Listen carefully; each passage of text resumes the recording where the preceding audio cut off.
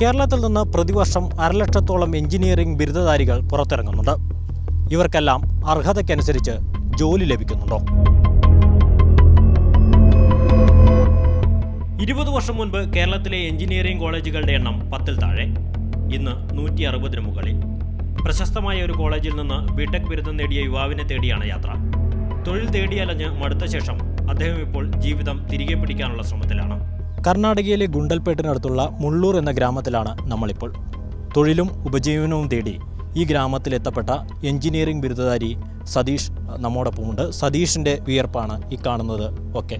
താങ്കൾ പഠിക്കുന്ന സമയത്ത് ആഗ്രഹിച്ചിരുന്ന സ്ഥലത്താണോ ഇപ്പോൾ എത്തിയത്? എന്താണ് അഭിപ്രായം? അല്ല, ഞാൻ പഠിക്കുന്ന കാലത്ത് കേരളത്തിൽ തന്നെ നിൽക്കണം എന്നൊരു ആഗ്രഹമായിരുന്നു ഉണ്ടായിരുന്നു. പിന്നെ അത് കഴിഞ്ഞ് നമ്മൾ ജോലിയിലായി ബന്ധപ്പെട്ട് പല സ്ഥലങ്ങളിലും അലഞ്ഞു. കേരളത്തിൽ തന്നെ 2 വർഷം ഞാൻ വർക്ക് ചെയ്തു, ടെലികോമിലായിരുന്നു.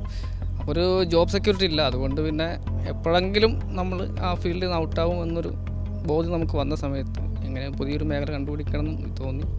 അപ്പോൾ ഭാവിയിൽ നമ്മൾ സ്കോപ്പുള്ള ഓരോന്ന് തപ്പിപ്പിടിക്കുമ്പോഴാണ് കൃഷി എന്നതിന് ഒരിക്കലും സ്കോപ്പ് ഇല്ലാതാവുന്നില്ല. ഓരോ കൊല്ലവും അത് കൂടിക്കൂടി വരുന്നുണ്ട്. അപ്പോൾ അങ്ങനെയാണ് കൃഷിയിലേക്ക് എത്തുന്നത്. 15 വർഷത്തിനുള്ളിലാണ് എഞ്ചിനീയറിംഗ് മേഖലയിലേക്ക് യുവാക്കൾ ആകർഷിക്കപ്പെട്ടത്. നിലവിൽ ഓരോ വർഷവും 30,000 സീറ്റുകൾ ഒഴിഞ്ഞു കിടക്കുന്നു. വിദ്യാഭ്യാസവും യോഗ്യതയും ഉണ്ടായിട്ടും അർഹിക്കുന്ന തൊഴിൽ ലഭിക്കാതെ പോയ ലക്ഷങ്ങളിൽ ഒരാളാണ് സതീഷ്.